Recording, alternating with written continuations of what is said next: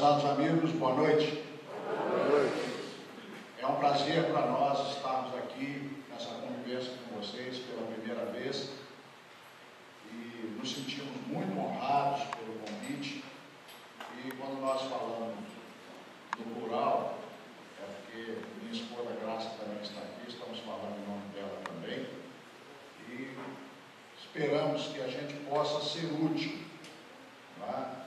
E quem sabe, pelo menos, corresponder um pouquinho à expectativa que nos parece um pouco grande que estão colocando em torno da gente aqui. Vamos pedir a Deus, nosso Pai, aos benfeitores espirituais, Jesus, que a gente possa, em torno desse tema, atender as expectativas que estão sendo colocadas. A questão da mediunidade, ela é complexa por natureza. Nós sabemos que nos princípios básicos da doutrina espírita, que são 5 princípios, como vocês sabem, o princípio da comunicabilidade dos espíritos, ou da mediunidade, é o mais complexo. Por uma razão muito simples. Porque a mediunidade envolve o médium, o encarnado, e necessariamente um espírito desencarnado. Se nós não tivermos essa combinação, nós poderemos ter o fenômeno anímico, mas o mediúnico implica necessariamente que haja uma comunicação de um desencarnado. Até aí não tem nada aparentemente complexo. O problema é que a mediunidade é um fenômeno, né, de percepção e sensorial ao mesmo tempo. Então, o médium sente não apenas na mente algumas coisas, como também no corpo. E isso muitas vezes traz muita intranquilidade, muitas dúvidas para o médium. Mas a questão fundamental é que a mediunidade, segundo Alvério, está lá no livro de mediunidade, né, na base de todo o fenômeno mediúnico está a mente. Então vejam que para estudar a mediunidade nós vamos necessariamente ter que entrar em considerações sobre o corpo físico do médium, o sistema nervoso do médium, toda a aparelhagem cerebral que está envolvida, o perispírito do médium e a mente do médium.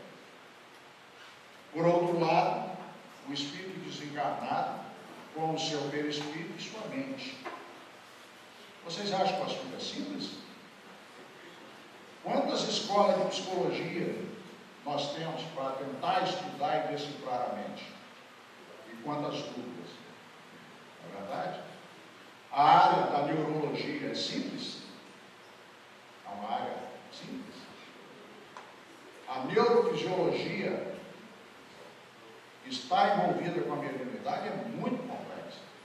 Então, só acha que a mediunidade é um assunto simples, desculpem as pessoas que talvez não tenham se debruçado sobre o assunto. Porque quem começar a estudar a mediunidade, na medida que vai percebendo todas essas fronteiras, se dá conta que o assunto é complexo. Por natureza ele é complexo. Não é você que quer sofisticar. Por mais que você tente simplificar, a natureza do fenômeno é complexa. Não vamos abordar aqui hoje, talvez, a não ser que alguma pergunta traga isso, a questão do trânsito. Veja a complexidade, que é o trânsito que está envolvido. Exatamente por mexer com essas áreas, inclusive cerebrais. Okay? Então, entendendo isso, entender que estudar mediunidade é uma necessidade, principalmente para o médico. Por isso que Emmanuel, no livro Consolador, recomenda que o médico precisa estudar muito. Ele não fala que precisa estudar, ele fala que precisa estudar muito, porque é uma área necessariamente complexa. Um dos desafios que nós temos, todos nós que estamos em casas espíritas, tenho certeza que aqui muitos de vocês estão vinculados a essa situação, é quando nós recebemos, principalmente através do atendimento fraterno, pessoas com queixas.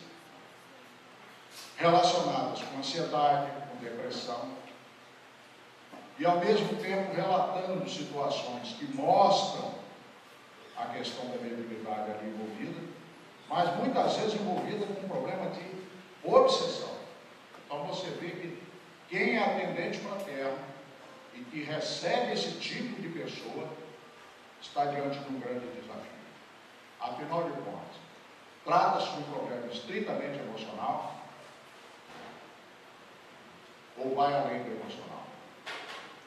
Há um problema de obsessão? Há um problema de mediunidade de surgimento? O que está acontecendo? Então não é simples. Não queremos desanimar ninguém, mas animar no sentido de que precisamos estudar esse assunto. Ele é complexo por natureza, estamos sendo repetitivos.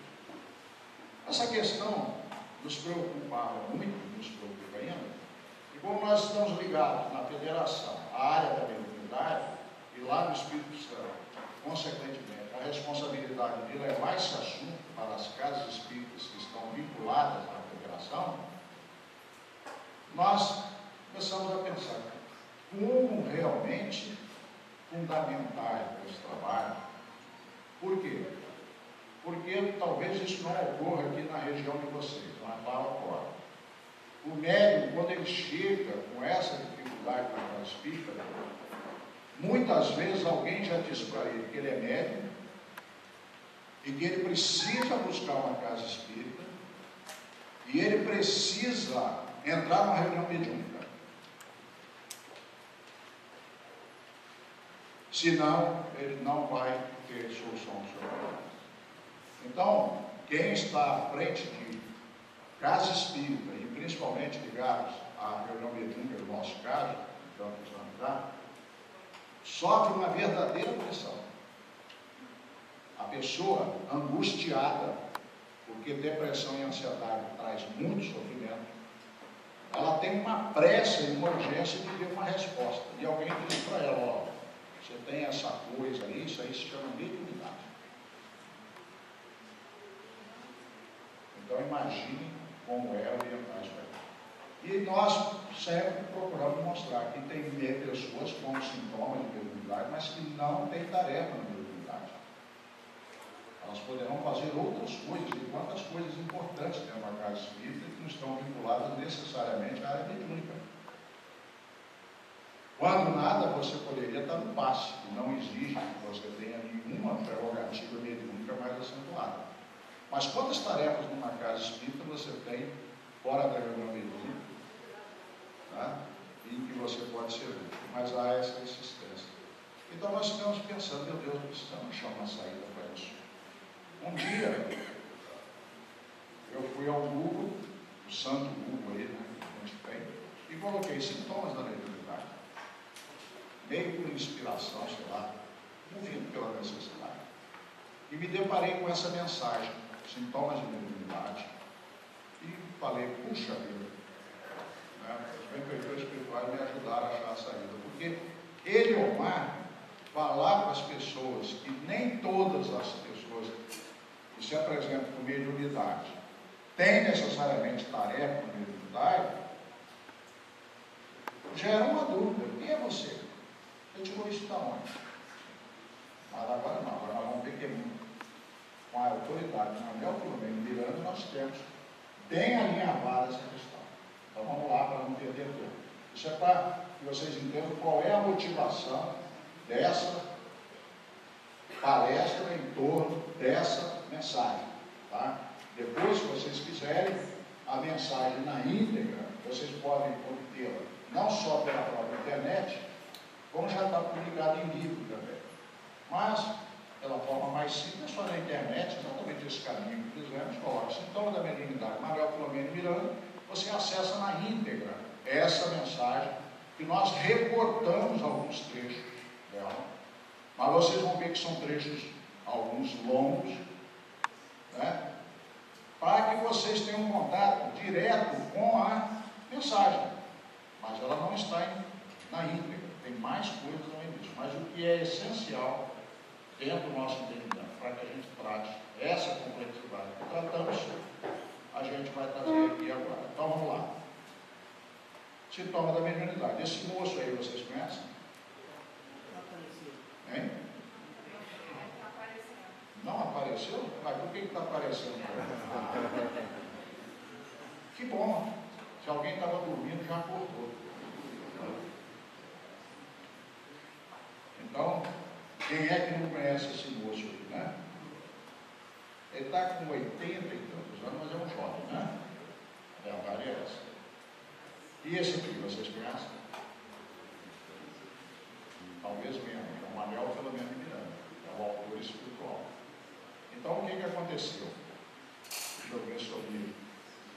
Não me perco aqui, o autor me orientar como é que está o...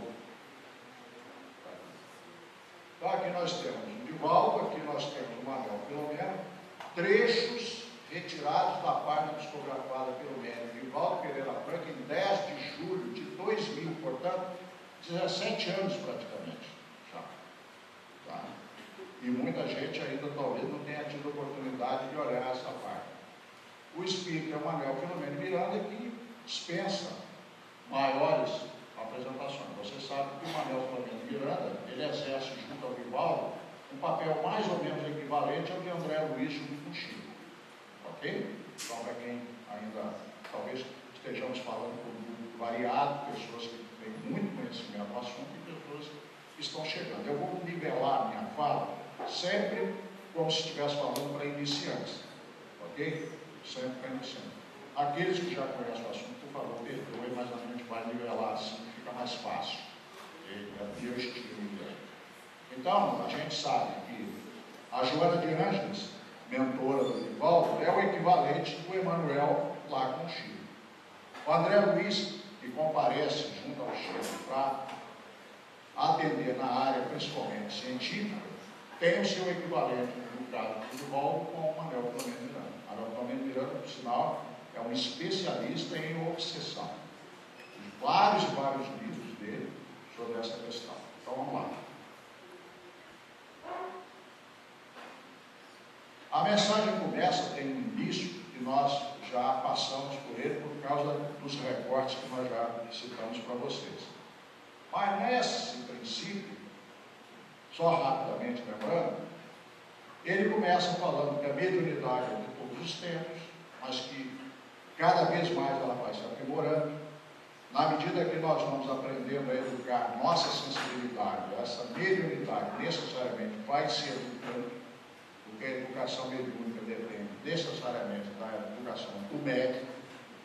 Se o médico não souber lidar com suas emoções, ele vai colocar a culpa na mediunidade indevidamente. Eu já vi mais de um médico dizer que ele é nervoso, igual é educado, porque ele é médico. Porque médico é assim. Ora, não me consta que Chico fosse mal educado, com toda aquela mediunidade. Então, quando alguém fizer certos argumentos, a gente tem que parar para pensar. Ah, é? Quer dizer que o médico pode ser mal educado, temperamental, difícil de lidar, porque ele é médico. E o Chico era difícil de lidar? Com toda aquela mediunidade? Divaldo é um indivíduo temperamental? Então a gente vai separando as coisas. Porque senão, mediunidade é doença. E mediunidade não é doença, nós vamos ver isso aqui, ok? Então ele vai falar disso e vai dizer da contribuição, sem citar nomes, mas a gente sabe, de pessoas que fizeram com que a mediunidade ao longo do tempo fosse olhada de uma outra forma, olhada com respeito. Primeira contribuição, inevitavelmente, vem de Kardec. Foi quem, pela primeira vez, tomou realmente esse fenômeno complexo e sistematizou esse assunto. Nós temos várias contribuições, não vamos citar aqui porque não é o caso, mas só lembrar que só a contribuição de Chico foi fundamental. Por ter sido, inclusive, indicado para o Prêmio Nobel, por tudo que Chico fez, ser considerado, né, um brasileiro tão ilustre, tudo isso fez com que pessoas que tinham má vontade com a mediunidade passassem a olhar a mediunidade necessariamente com um pouco mais de respeito. Tá? Então, ele vai dizer aqui, ó, Nessas alturas da mensagem, alguns parágrafos abaixo, diz: não poucas vezes é detectada, ele está se referindo à mediunidade, por características especiais que podem ser confundidas com síndromes de algumas psicopatologias que no passado eram utilizados para combater a sua existência. Quantos médiuns são taxados de loucos? Fulano está meio doido, está meio louco. Fala que está vendo coisas, que está ouvindo coisas, essas situações assim. E não raro o que acontece? O próprio indivíduo que começa a ter isso, porque muitas vezes há uma eclosão, até um determinado momento ele não tinha isso claramente, a partir de um determinado momento há aquilo que a gente chama de eclosão da mediunidade. E alguém pode perguntar: a eclosão da mediunidade se dá quando? Em algumas pessoas na infância, em algumas na puberdade, em outras na mocidade, em outros na fase adulta e até na velhice. Indivíduos que às vezes ficam a vida inteira sem sintomas mais característicos de mediunidade, que vão ter isso mais aflorado na velhice, acredito. Não confundir com Alzheimer, tá, gente? Por favor. Não confundir.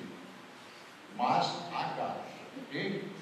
Então, ele está dizendo isso aqui, ó, que eram confundidas com psicopatologias, e ainda são confundidas. Mas só um recado rápido, depois que precisar a gente detalha: o CID-10, Código Internacional da Doença, do item ET 44, eu acabei decorando para falar esse negócio, ele pede do psiquiatra hoje uma reflexão mais profunda. Qualquer psiquiatra, até antes do CID-10, estaria, digamos assim, autorizado a pegar um indivíduo que faz um trânsito, classificá-lo como um doente e tomar providência. Hoje não. O CID-10 pede claramente a ele que faça um diagnóstico diferencial. Trata-se de um trânsito patológico? Ou é um trânsito que está dentro da cultura do indivíduo? Ora, eu tenho quase certeza que o que fez com que a medicina evoluísse para isso foi quando eles verificaram que o indivíduo faz trânsito, mas não necessariamente patológico. Tem sujeito que, se ele fizer um trânsito, principalmente com um quadro obsessivo, vai precisar da camisa de força. Mas nós vemos quantas mulheres simpáticas, sadias, delicadas, que atuando como médico da psicofonia, recebem obsessores num quadro que um psiquiatra desavisado classificaria de quê? Percebem? Coloca um psiquiatra, não é o caso, coloca um psiquiatra dentro de uma reunião mediúnica e uma senhora delicada da sociedade recebe um daqueles gênios das trevas. O que vocês acham que vai acontecer?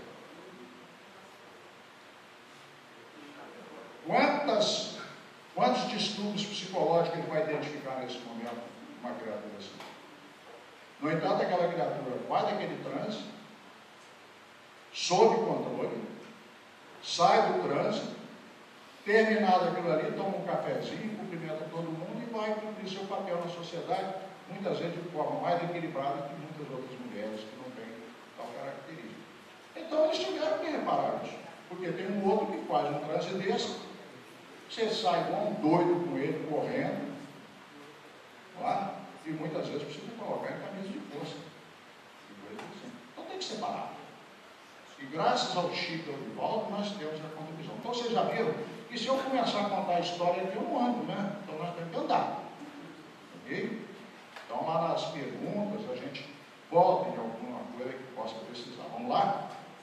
Sutis ou vigorosos, alguns desses sintomas permanecem em determinadas ocasiões, gerando mal-estar e dissabor, inquietação e transtorno depressivo, enquanto que em outros momentos surgem formas de exaltação da personalidade, sensações desagradáveis no organismo, ou antipatias injustificáveis, animosidades mal disfarçadas, decorrência da assistência espiritual de que se é objeto. Então vejam bem que ele vai dizer que as pessoas que têm essa eclosão da mediunidade num momento qualquer, geralmente isso não vem de forma passiva. Vocês sabiam disso?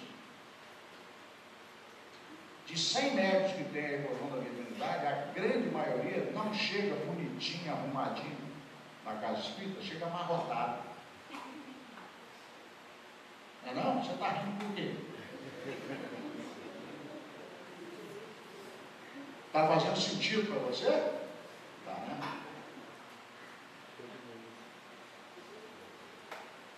Às vezes os sintomas são sutis, mas eles podem ser vigorosos. E uma pessoa que chega com pânico, afinal de contas, é o quê? É médico? É obsidiário?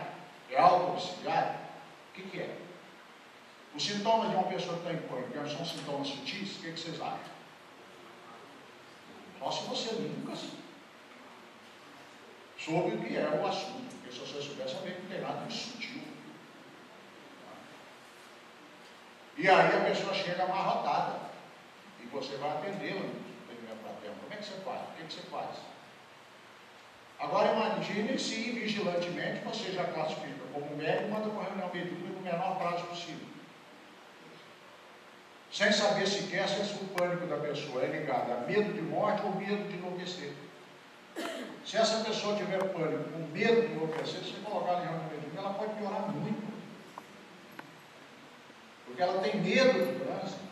Você vai criar constantemente. Tivemos a oportunidade de treinamento em Vitória, não vou entrar em detalhe, uma criatura que na hora do treinamento que a gente fez, a gente viu a situação. Vimos que tinha algo parecido com pânico naquilo. E a pessoa já frequentava a reunião há muito tempo, conversamos com ela, e ela confirmou. Vocês sabem qual era o dia da semana mais difícil para essa criatura? O dia da reunião mediúnica. Para ela é uma tortura.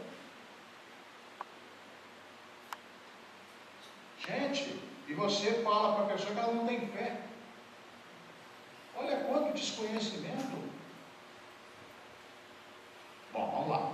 Se a gente começar a contar casos aqui, não para. Então vamos lá. Sutis ou vigorosos, algum desses sintomas permanece em determinado tempo, gerando mal-estar. Mas é mal-estar mesmo. Agora, ele diz que esse mal-estar é decorrência de quê? Da assistência espiritual e de seu objeto. Benfeitor espiritual causa mal-estar, o que você dá? Pode ser médio incipiente. Se houver uma aproximação do seu anjo da guarda ou do benfeitor, ele não sente nada de desagradável. Se ele sente mal-estar, de sabor e coisas assim, ele está vinculado a quem? Minimamente é um espírito sofredor, um oportunista, pode ser alguém que sequer saiba o que está acontecendo. Um pouco disso a gente vai abordar também na manhã, se Deus quiser, na palestra de amanhã, a gente falar de diálogo com assuntos, porque senão a gente não sai, vai ficando, tem muito assunto, nós falamos de mediunidade, é um assunto complexo, bonito, complexo, tem muitas considerações. Vamos lá? Então, ó, você pode ter mal-estar e de sabor. Inquietação e transtorno depressivo. Inquietação, para mim, é a palavra mais rápida para definir ansiedade. Ansiedade é a doença do cérebro, do milênio, do que você quiser. O que é a ansiedade? É um medo de não sei o quê, concorda comigo? Um estado de apreensão, você tem uma sensação de que tem uma ameaça, não sabe exatamente de onde. Não é verdade? A forma mais rápida de definir isso é inquietação. O benfeitor espiritual traz esse tipo de sentimento para a gente, de sensação. Por isso que ele está falando aqui, repetindo, a assistência espiritual tem que ser objeto. E se você estiver um processo obsessivo, que muitas vezes pode estar acontecendo, então, percebe como é que fazer essas diferenciações é obrigatório? Precisamos refletir sobre isso. Na sequência, enquanto que em outros momentos surge em forma de exaltação da personalidade. Aqui é pior, porque aqui, na inquietação, leia-se ansiedade, transtorno depressivo, tá? Tem que diferenciar bem rapidamente ansiedade e depressão. A ansiedade você joga a mente no futuro, depressão você joga a mente no passado. De uma maneira bem rápida. Você está com o freio agarrado em alguma coisa, algo que aconteceu que você não consegue processar, não consegue aceitar, começa a vir uma tristeza, uma revolta, uma rebeldia muitas vezes disfarçada, você vai ficando sem energia, e o que caracteriza muito a depressão é uma coisa chamada desânimo. Às vezes o indivíduo não tem força nem para escovar dente, dependendo do grau de depressão que experimenta. E aí lá vai a mediunidade pagando a conta. Tudo é mediunidade. Por isso que é preciso separar. Por isso que é preciso estudar. Se você é um dirigente de uma reunião e você diz que é isso, você quer que a pessoa que está buscando auxílio diga o quê? Se você que está lá há vários anos lidando com mediunidade classifica assim, então eu espero que pelo menos para algumas pessoas essa mensagem ou a reflexão sobre ela traga algumas reflexões que estamos fazendo. Tá? A exaltação da personalidade é diferente. É aquela pessoa que chega com a capacidade de resolver todos os problemas da casa espírita. Qual o problema que vocês têm aí? Vou resolver. Essa pessoa pode chegar muitas vezes com um caderninho debaixo do braço, já fez psicografia em casa, Deus sabe como, e não deveria talvez ter feito, certamente não deveria, e acha que aquele caderninho é tão importante que ela diz o seguinte: ela tem uma missão, nós recebemos na nossa casa pessoas assim, um caderno com uma psicografia e dizendo que a missão dela, a pessoa é missionária, é de escrever livros e vai inclusive ajudar a nossa casa. Os livros vão ser editados para dar renda para a nossa casa. Aí quando você abre o caderno, faz um mínimo de análise, qual a conclusão que você chega. Por isso que nós precisamos usar, porque isso é muito básico, nós precisamos estar sempre reforçando, o método Erasto. Você sabe o que é método Erasto? Todo mundo sabe, você já leu no livro dos métodos. Erasto diz que para você analisar qualquer comunicação, você deve tomar como parâmetro o quê? É preferível recusar 10 verdades do que aceitar uma mentira. Por quê? Porque a verdade, se você recusa essa verdade hoje, ela vem à tona amanhã. Agora, a mentira pode causar um desastre. Como é que você vai corrigir isso depois? E quantos são ardilosos suficientemente para fazer com que um grupo inteiro fique iludido? Ora, depois, se vocês quiserem, explorem isso nas perguntas, porque senão eu não consigo andar caminhando 2 slides, tá certo? Mas se quiserem, a gente tem casos para ilustrar sobre isso. Vamos lá? Então, exaltação da personalidade pode significar que nós estamos diante de uma pessoa com distúrbios, inclusive psiquiátricos graves. Ao contrário do deprimido que acha que não pode nada, esse é o contrário, ele acha que pode tudo. Ele é muito exótico, às vezes, em suas ideias. Então, precisamos refletir. Pior ainda se você começar a dar cargo para essas pessoas. Sensações desagradáveis no organismo é a queixa mais comum da mediunidade. Porque ela é psicossensorial, é um fenômeno psicossensorial. Atua na mente, mas atua no corpo. E muitas vezes sensações muito desagradáveis que fazem com que o indivíduo vá buscar primeiramente os médicos, muitas vezes buscando pronto-socorro em horas as mais inusitadas, e quando chega a uma casa espírita, numa ânsia danada de que alguém finalmente possa oferecer algum lenitivo. Vamos lá. Seguindo. Muitas enfermidades de diagnóstico difícil pela variedade da sintomatologia têm suas raízes em distúrbio da mediunidade de prova, isto é, aquela que se manifesta com a finalidade de convidar o espírito a resgates afetivos de comportamentos perversos ou doentios mantidos em existência passada. Aqui não é o espírito que está ligado à pessoa, não, é o espírito médico. E aqui ele lança um termo novo, até certo ponto, que é mediunidade de prova. Quem fez, primeiramente, até onde eu sei, o uso dessa palavra foi o Edgar Armand. Mas ela é mais ou menos como as leis do Brasil. Tem coisa que tem lei que cola e lei que não cola, não é verdade? Então, às vezes, existem certas expressões que colam ou não colam. Tá? Por exemplo, ectoplasma é uma palavra que não foi criada por Allan Kardec e colou. Ela é tão sensata, tão boa, que ela veio de Charles Richer, um prêmio Nobel de Fisiologia, e foi aderida.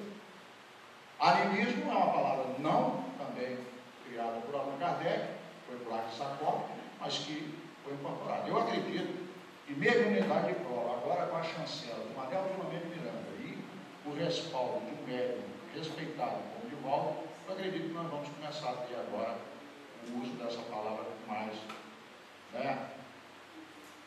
clareza e talvez com mais constância. Até uma hora que vai ficar extremamente claro, mediunidade de prova. Ele está dizendo que essas enfermidades de diagnose difícil têm raízes nesse tipo de mediunidade. Mediunidade de prova. Ou seja, há um tipo de mediunidade que a pessoa não tem nenhum desses sintomas desagradáveis. São os métodos naturais. São raros, mas existem. Se vocês consultarem a mente de vocês vão ver que na família de vocês, ou alguém que vocês conheceram, ou conhecem, tem uma mediunidade que não apresenta nenhum desses sintomas desagradáveis. E essas pessoas talvez nem na casa espírita estejam. Tá? Agora, a mediunidade de prova não, ela está bem caracterizada agora pelo Manuel Filomeno. Ela convida o espírito do médium a resgates aflitivos de comportamentos perversos ou doentios mantidos em existência passada. Portanto, ela não vem por mérito do indivíduo. Não é conquista. É uma concessão divina para que o indivíduo possa resgatar situações complicadas do seu passado espiritual.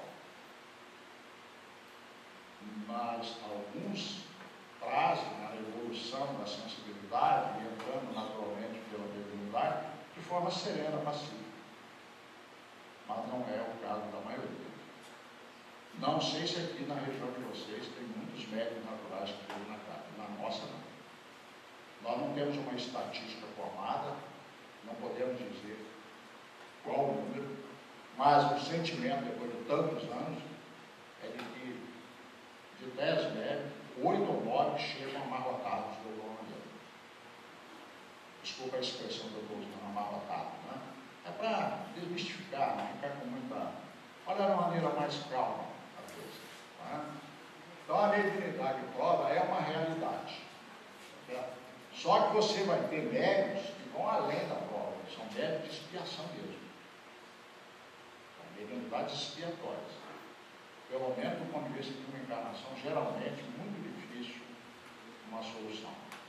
Aí entra naqueles quadros psiquiátricos mais graves, obsessivos, na verdade, muito graves. Mas também ninguém pode dizer, não tem jeito. Pode ter alguém que se apresente com quadros dramáticos de obsessão e que por um esforço próprio faça uma superação. Nunca se pode dizer, não tem jeito, não tem solução. Não nos cabe definitivamente fazer isso. Jesus jamais disse a quem quer que fosse que chegasse em busca do socorro, Jesus falasse, ainda que fosse o maior marginal, fosse lá o que for. Você não tem jeito, você não tem solução. Jesus nunca disse isso. Se nós somos cristianistas religiosos, temos que pensar nisso. Okay? Então, resgates aflitivos quer dizer o quê? Só resgata quem tem dívida. E o indivíduo que chega somente aqui na exaltação, ele acha que ele é missionário. Olha que coisa, que situação. Chico fala o seguinte, orientado por Emmanuel, ele diz o seguinte, que o médium é um devedor da multidão. Se você é médium, ostensivo, porque médium todos nós somos um grau qualquer, segundo lá o livro dos médiuns. Mas se você é médium ostensivo, e está sonhando em ser o Chico Xavier da vida para ficar famoso, pare para pensar se realmente vale a pena isso. Tá? Você tem estrutura para isso? O que vocês acham? Um dia de Chico Xavier é fácil?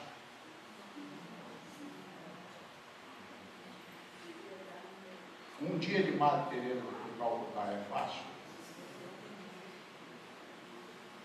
Você só quer a fama.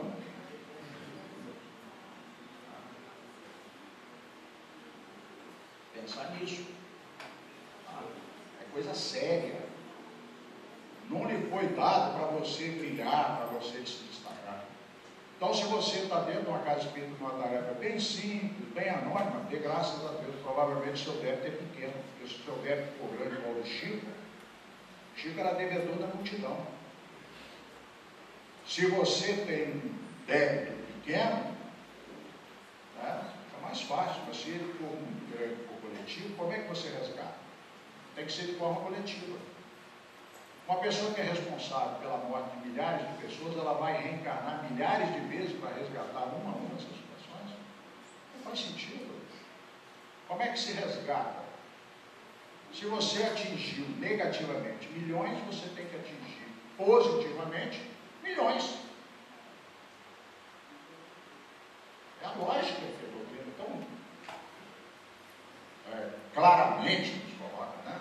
Bom, vocês já viram que são cada slide a gente agarra. Vamos em frente? Tem muita coisa. Ele vai dar exemplo agora, Manuel Filomeno, do que acontece com o médium, agora vocês já focaram, é o médium de prova, tá? O que acontece com o médium de prova? Não é o mais acentuado e nem aquele outro que nós falamos, o natural. Dores do corpo, sem causa orgânica, cefalgia periódica sem razão biológica, problemas do sono, insônia, pesadelos, pavores noturnos com sudorese, taquicardia sem motivo justo, colapso periférico sem nenhuma disfunção circulatória, constituindo todos eles ou apenas alguns perturbações decorrentes de mediunidade em surgimento e com sintonia desequilibrada. Ele volta a dizer que você não sente isso se você tiver sintonia equilibrada. Benfeitor espiritual não provoca isso. Mediunidade é sintonia. Alberto já fala para a gente. É um fenômeno mente a mente. Se você está registrando na mente uma série de desconfortos e no corpo uma série de desconfortos, não tenha dúvida com quem você está se vinculando. Por isso é que é preciso estudar, para não se iludir. E saber como fazer isso. Por isso que na sequência que a gente trabalhou com Aldo Cassis, amanhã, se Deus quiser, nós vamos falar um pouco de diálogo com as sombras e voltar sobre algumas considerações sempre rápidas, que está vivendo sobre isso. Vamos lá? Então, olha aqui, dores do corpo. Já ouviram falar na cefalgia? Agora está na moda. Mas nós tivemos um caso de uma médica que ela tinha pânico. E sofria pra caramba com pânico. Graças a Deus ela superou o pânico. Pelo menos colocou em estabilidade. Ela aprendeu a lidar com o pânico. Depois, o que surgiu? Dores no corpo. Tão fortes que a médica dela estava suspeitando de coisas mais graves. Não era nem assim falou. Sem analgésicos que pudessem trazer solução. Todos os distúrbios na área física precisam primeiro passar pela avaliação médica. Nunca já ir colocando culpa na mediunidade, que nada tem a ver, e nem mesmo nos obsessores. Vamos olhar primeiro as causas orgânicas. Mas, às vezes, a diagnose difícil que ele falou anteriormente aí. E aí você vai para essa parte. Dores do corpo podem ser causadas por essa vinculação com entidades doentias, sofredoras ou vingadoras. A sua mediunidade está criando no primeiro momento isso. Então tem gente que fala assim, Deus me livre, a coisa pior do mundo é o obsessor. Não, o obsessor é benfeitor. Você sabia que o benfeitor muitas vezes é o obsessor? Porque é ele que faz o médium ir para a casa espírita. A pessoa não vai de jeito nenhum para a casa espírita.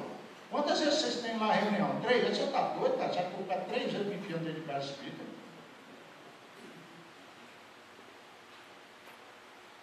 E aí, eclode a mediunidade, começa essas dores no corpo, esse monte de coisa esquisita, não é verdade?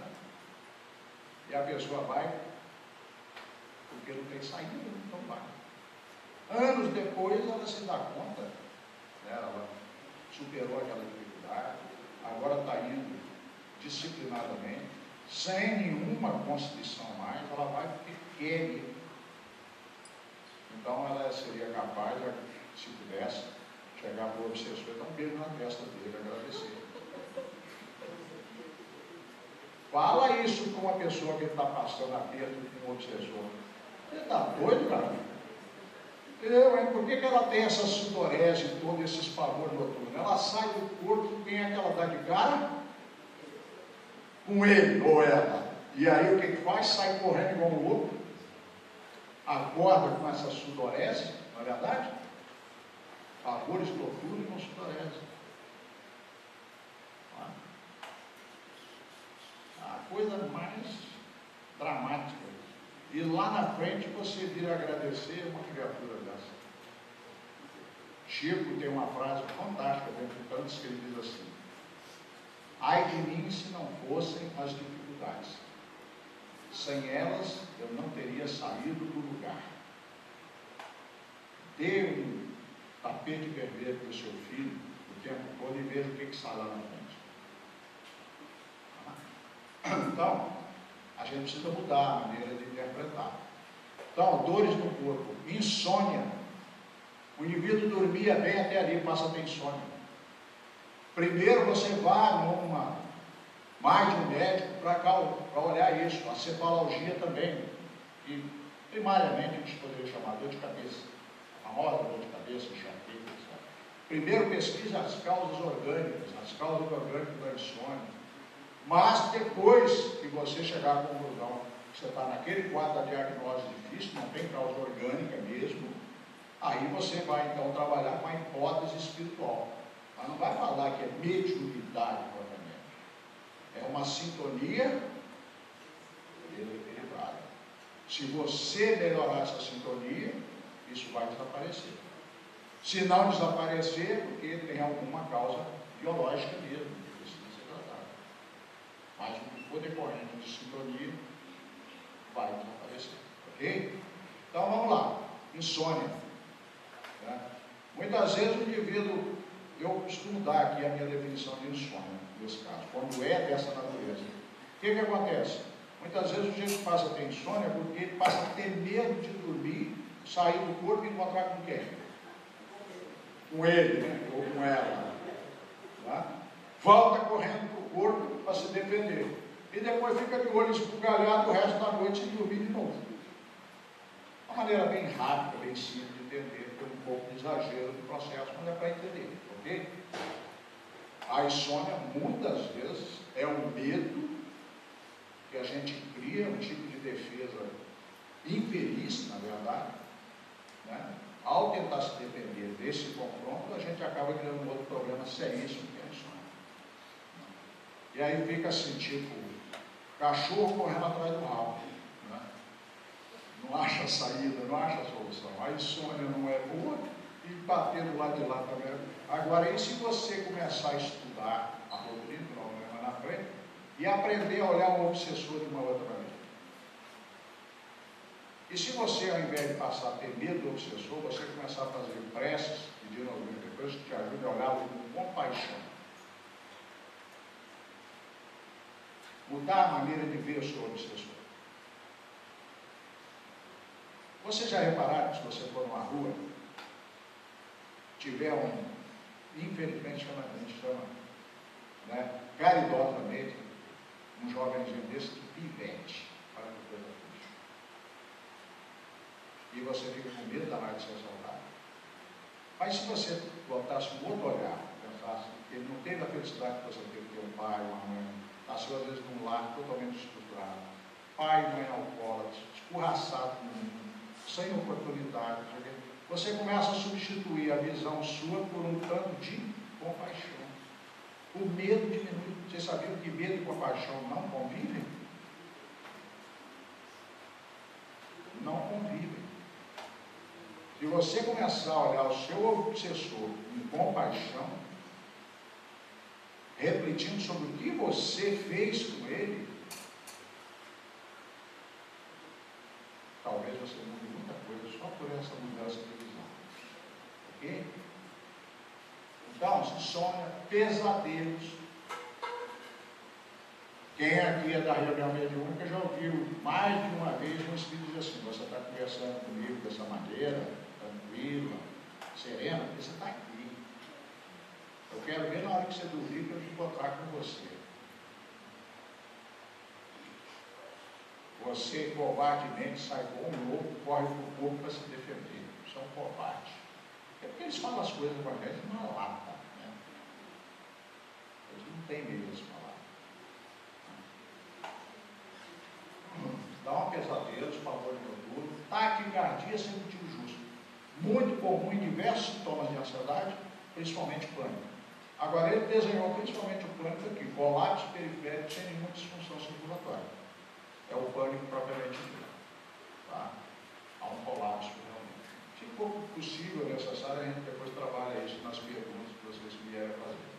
Constituindo todos eles ou apenas algumas perturbações decorrentes da mediunidade em surgimento, quando ela, principalmente a eclode, traz essas coisas todas, mais o problema da sintonia que já analisamos. Vamos em frente.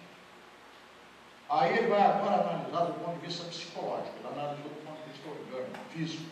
Agora vai analisar do psicológico. Lembra? Mediunidade está reflexo na mente e reflexo no corpo. Agora vamos ver na mente algum desses sintomas. Volta a dizer, ansiedade, nós já falamos, fobias variadas, na verdade, é uma derivação da ansiedade. A ansiedade tem diversas nosologias, uma delas é a fobia. Fobia variada significa o quê? Medo é uma coisa normal. A fobia é um medo exagerado. Você ter medo de um cachorro bravo é natural. Agora, passar a não sair mais na rua com medo de um cachorro imaginar para te morder, já saiu do razoável. Só para dar uma ideia. Perturbações emocionais variadas, inquietação íntima, já tratamos, pessimismo, que é uma das características muito fortes da depressão.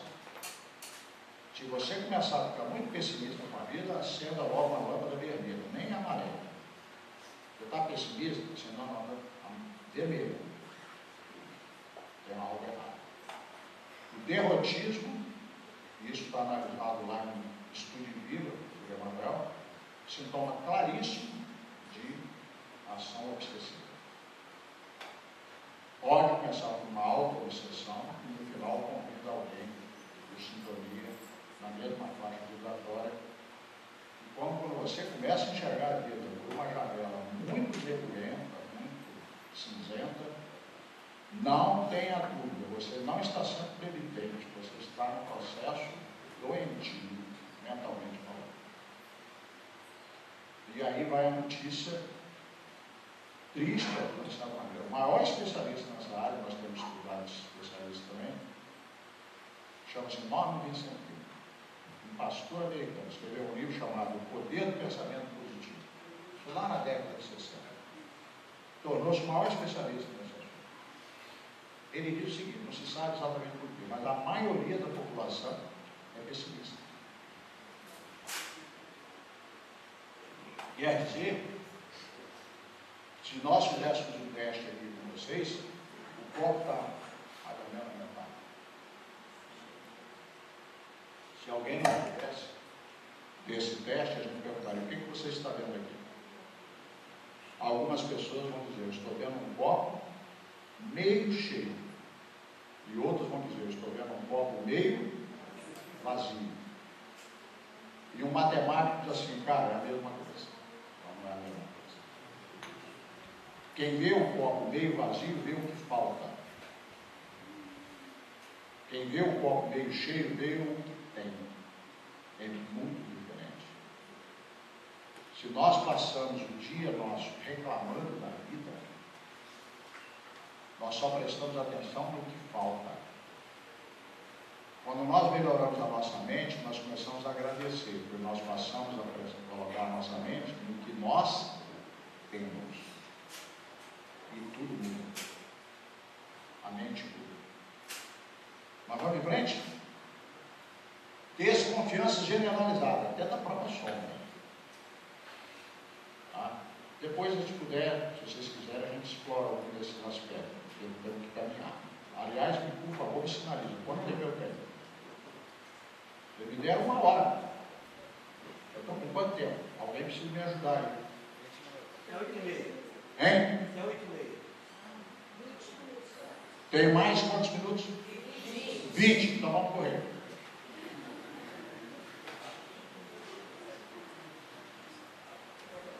Sensação de presenças imateriais, sombras e vultos, vozes e toques. Muito comum.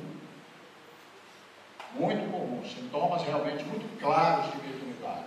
Agora, se são perturbadores ou não perturbadores, essa é outra questão que precisa avaliar. Que surge inesperado, tanto quanto desaparece em qualquer medicação. Representando distúrbios mediúnicos inconscientes, que decorrem da captação de ondas mentais e vibrações que sincronizam com o perispírito do enfermo. O termo aqui é o médico, de prova. Procedente de entidades sofredoras ou vingadoras, atraídas pela necessidade de refazimento dos conflitos em que ambos, encarnados e desencarnados, se viram envolvidos. Aqui é um caminhão de considerações, vamos ser bem breves, depois a gente explora em outro momento com vocês. Captação de ondas mentais e vibrações. O médico, todos nós somos num grau qualquer, mas o Kardec disse que médico, propriamente, ele só chamaria aqueles que tivessem isso numa condição mais ostensiva, mais pronunciada. Então, qualquer um de nós pode receber uma inspiração do anjo da guarda, fez uma prece bem feita, pode receber também uma inspiração negativa, isso acontece com frequência, mas de uma maneira mais suave. O médium de prova, não, é de forma intensa, a ponto dele se sentir perturbado. Ele fala, nossa, tem hora que tem umas ideias na minha cabeça, não sei de onde vem, ele começa a se sentir muito perturbado, por causa da sintonia desequilibrada. Se fosse benfeitores, não. Ele capta ondas mentais e vibrações que ele não sabe de onde vem. Ele começa a pensar, eu estou ficando louco. A família já está achando que ele está ficando doido mesmo, e ele diz, eu também acho. Porque são umas coisas muito estranhas mesmo. Se você não vislumbra o mundo espiritual, Kardec também escreveu para nós, a interação dos dois planos, como é que fica? Então, aqui só para a gente passar adiante, só lembrar que quando isso vem de entidades sofredoras, o sintoma é mais leve, geralmente. Quando vingadoras, mais acentuado. A prática tem nos mostrado isso. De dano, quanto de obsessão, desses anos todos. Quadro de depressão. Não tem nenhum obsessor. O indivíduo é obsessor dele mesmo. Não tem nada. Entrou numa culpa, ou entrou numa mágoa desenfreada. Quadros em que há entidades sofredoras. São mais, às vezes, oportunistas, que acentuam o quadro. Agora, quando vingadoras, quadros bem mais dramáticos. No pânico, temos observado a mesma coisa. Quadros anímicos, quadros obsessivos, alguns por sofredores, por afinidade, medroso que atrai medroso, ou muitas vezes entidades vingadoras. Aí os quadros são mais dramáticos. Isso, qualquer um aqui que tem prática na desobsessão sabe bem do que nós estamos falando. Esses sintomas, geralmente pertencentes ao capítulo das obsessões simples, revelam presença de faculdade mediúnica e desdobramento, requerendo os cuidados pertinentes à sua educação e prática. Ele está falando que esses sintomas são capturados naquilo que Kardec chamou de obsessão simples. Por isso que eu volto a dizer que os assuntos são vinculados, mas nós vamos analisar isso um pouco melhor. Tá? Não dá para fazer tudo uma palestra só. Mas só lembrar muito rapidamente que a obsessão simples, né, é aquela que o indivíduo tem uma interferência com uma entidade sobre sua mente, mas ele consegue tocar a sua vida. É uma impertinência, é uma coisa que incomoda. Tem pessoas que vão do berço ao túmulo com esse tipo de obsessão. Mas conseguem tocar a sua vida, sua profissão, etc, etc. Só que nós temos quadros que chegam dentro das nossas casas e que nós estamos chamando de mediunidade, devidamente, e não estão capitulados como obsessão simples. São casos de subjugação. Por exemplo, vários casos de TOC, transtorno obsessivo compulsivo. Transtorno obsessivo compulsivo já não é mais obsessão simples. Precisamos entender essas coisas. Então, como é que você vai entender isso se você não estuda? Sai classificando tudo, simbolicamente. Entender isso. Tá? Às vezes a pessoa está com medicação psiquiátrica severa por conta disso. Entender essas coisas. Então, aqui seria obsessão simples. Subjugação, está fora. É um quadro daqueles exóticos que está na fascinação, aquele quadro de exaltação da personalidade, geralmente é fascinação. Então, precisa entender isso. Ou seja, nós precisamos estudar Kardec. Vamos estudar Kardec, não é estudar coisa lá do outro mundo, não. Kardec. Vocês olham o livro dos médicos, vocês vão ver Kardec dizendo várias situações em que não é recomendável levar o indivíduo para a prática da mediunidade. Me mostra onde é que está em Kardec, que ele diz que todo médico tem que ir para a reunião mediúnica. Me mostra. Quem inventou isso? Nós precisamos fazer distinções. O indivíduo está com quadro psiquiátrico, ele tem toque. E do ponto de vista espírita, é subjugação.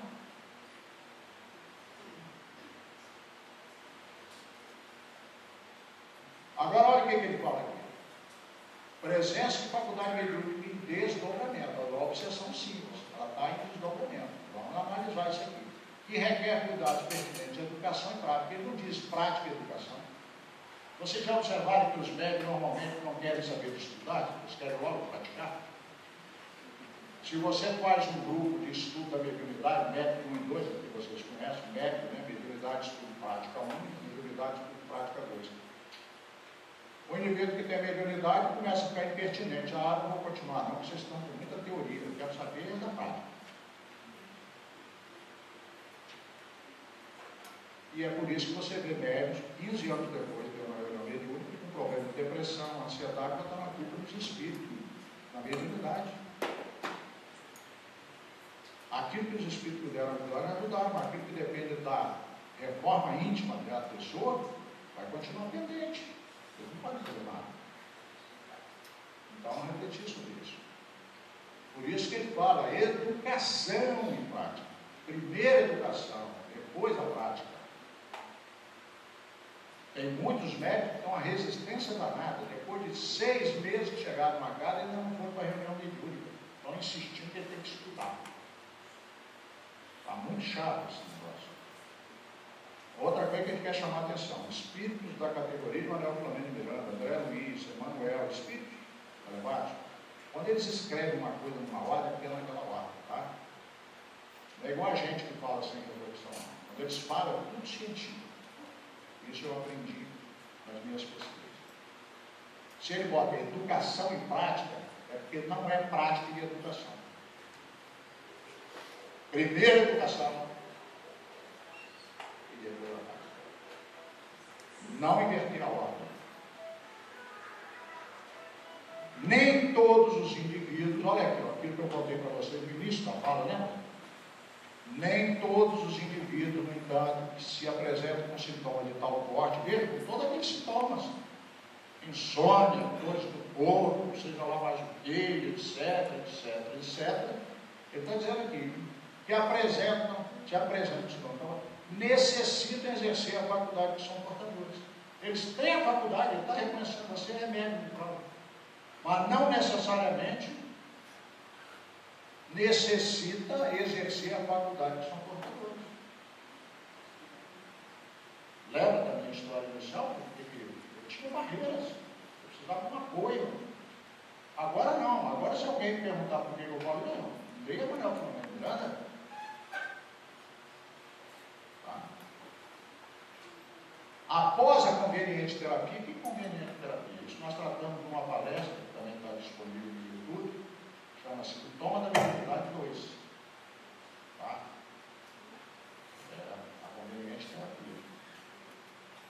que é ensejado pelo estudo do Espiritismo. Então, a primeira coisa que o indivíduo precisa é estudar o Espiritismo.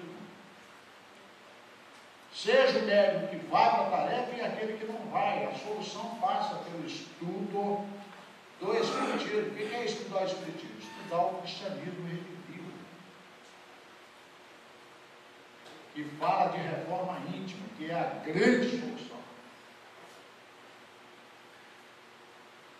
E pela transformação moral do paciente. Se você se transforma moralmente, você muda a sua sintonia mental. Você muda as suas companhias.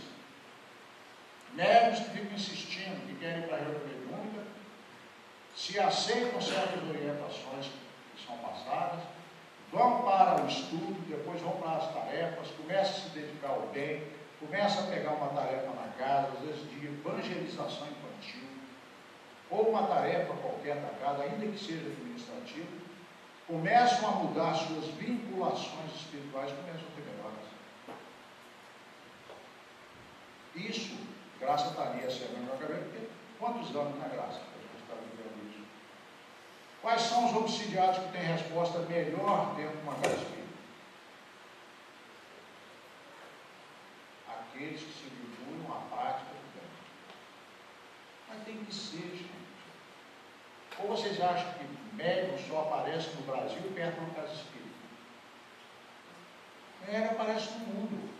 Tem lugar que não tem casa espírita e não vai ter, talvez nem daqui a 10 anos, ou sei lá quanto tempo.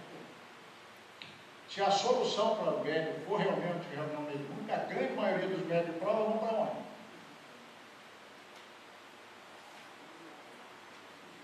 Tem que haver uma saída para eles.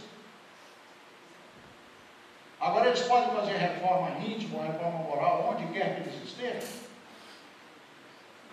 Claro que pode.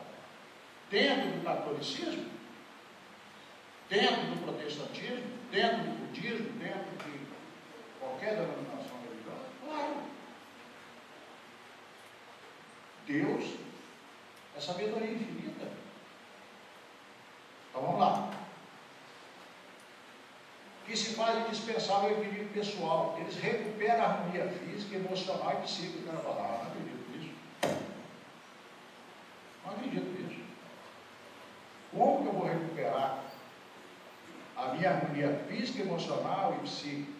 Um estudo do Espiritismo, com transformação moral? Será isso possível? Prosseguindo, no entanto, com outra visão de vida e diferente comportamento. Muitas vezes eles passam pela casa espírita, recebem uma ajuda, saem com, se Deus sabe onde viver, talvez nem espíritos venham assim. Mas vão levar o que com eles? Outra visão de vida e diferente comportamento. Para que não lhes aconteça nada pior, conforme elucidava Jesus. E assim por diante. Então, vamos lá? Está o tempo. Agora ele não podia fugir à realidade. Alguns, você tem que fazer uma viagem. Mas, antes de qualquer coisa, estudo. E a busca, tanto quanto possível, uma reforma, que não é fácil de fazer.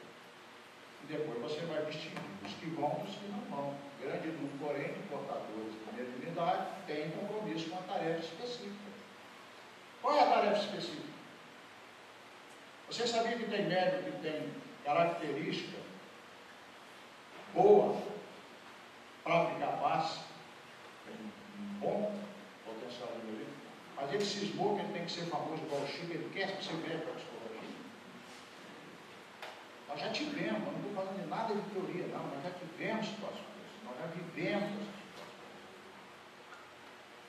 Não estou querendo dizer que sou melhor que ninguém, mas é desde 1973, eu me tornei espírita.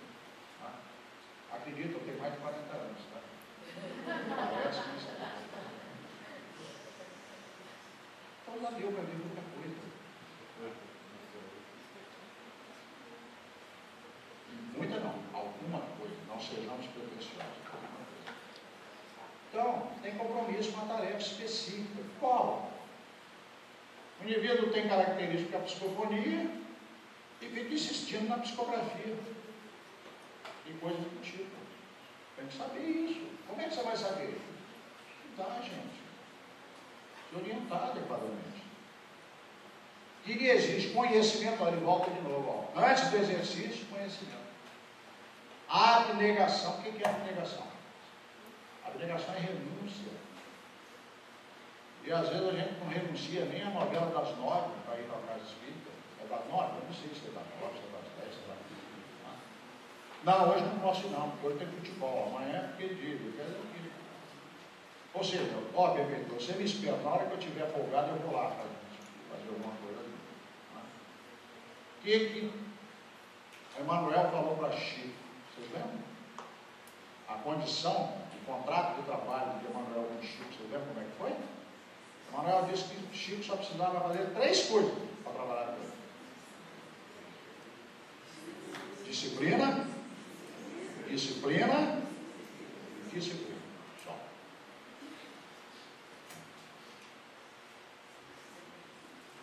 Sentimento de amor e caridade. A Federação Espírita Brasileira tem recomendado que as pessoas que trabalham na reunião mediúnica busquem pelo menos se integrar na casa em alguma tarefa, mínima que seja, de doação de alguma coisa. Sair um pouco do egoísmo, de alguma forma. De alguma forma. A fim de atrair os espíritos novos. Nós vamos atrair os espíritos novos com essas condições aqui, que se encarregarão de auxiliar a cada um na desincumbência do mistério iluminativo. E aí ele vai dizer uma coisa aqui que também é necessária. Quando, porém, os estudos permanecerem durante o tratamento espiritual, convém que seja levado em conta a psicoterapia consciente, através de especialistas próprios. Quem? Psicólogos, psicanalistas, neurologistas, pode ser o caso, psiquiatras, profissionais da saúde mental. É preciso, quem trabalha nessa área, para orientar essas pessoas, é preciso ter esses discernimentos. De que em algumas situações, você vai precisar da ajuda do profissional desse. São pessoas que têm, às vezes, ideias recorrentes, fixas, precisam se abrir, trazem traumas muito complexos, dessa vida mesmo, nem de vida com doutores. Precisam realmente da psicoterapia da palavra. Você no atendimento fraterno não está lá para isso. Nem que você fosse psicólogo, você não tem essa ideia. Você não pode confundir atendimento fraterno com psicoterapia. Você é um atendente fraterno. Ainda que fosse psicólogo ou psiquiatra, você não pode fazer. Ali não é a tarefa. Então, muitas vezes o indivíduo vai precisar de especialistas próprios, com o fim de auxiliar o paciente médico, chama médico de paciente médico, realizar o autodescobrimento, que é a chave para a reforma íntima. Liberando-se de conflitos e complexos perturbadores. Quem ainda não parou para pensar o que significa essa palavra e isso aqui, por favor, vai estudar. Vai estudar para saber o que é conflito. Certo? E o que é complexos perturbadores, e aí você vai ver quantas vezes você bota a culpa no obsessor que não tem nada a ver com isso. Nada. Por simplificação, você está botando a culpa nos outros. Mera simplificação. Então vamos lá? Quantos minutos eu tenho para fechar isso aqui? 2? Eu adoro isso. E aí a gente apressa. A mediunidade, portanto, não é um transtorno do organismo. Está sendo categórico, igual o Kardec foi lá no livro velho, os espíritos disseram, mediunidade não é doença. Se você está doente, você é médico, você está doente, não é a mediunidade. É você. O seu desconhecimento, a falta de atendimento aos seus dispositivos geram distúrbios que podem ser evitados, ou quando se apresentam, receber a conveniente terapia, a orientação para que sejam corrigidos. E aí, seguindo, a correta educação das forças mediúnicas provoca equilíbrio emocional e fisiológico, ensejando saúde integral aos portadores. Vocês não acreditam em nada disso. Você não sabe o que é esse tal de mediunidade. Eu não sei onde é que eu estava com a cabeça, porque eu aceitei essa prova, disse que eu aceitei esse negócio lá. Eu acho que eu devia estar doido, e agora eu estou todo para me livrar disso, não consigo. Onde é que eu estava com a cabeça quando aceitei esse negócio? Olha o que o médium está psicografando do espírito, porque aqui é uma integração médium e espírito. Porque o Divaldo é um exemplo disso aqui, ó, que com a correta educação, ele mesmo fala, ele era um candidato ao hospício. O indivíduo que fica vendo o espírito e ouvindo na intensidade que o Divaldo fazia,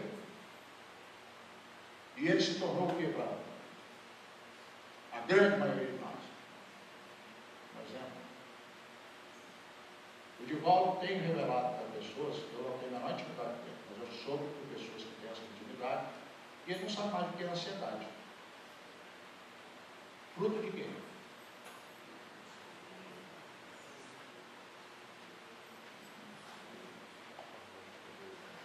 Para alguns psiquiatras, quem é Divaldo? O esquizofrênico, vê espírito, ouve espírito, xinga o que para esse psiquiatra? Ou para esses estudiosos da mente?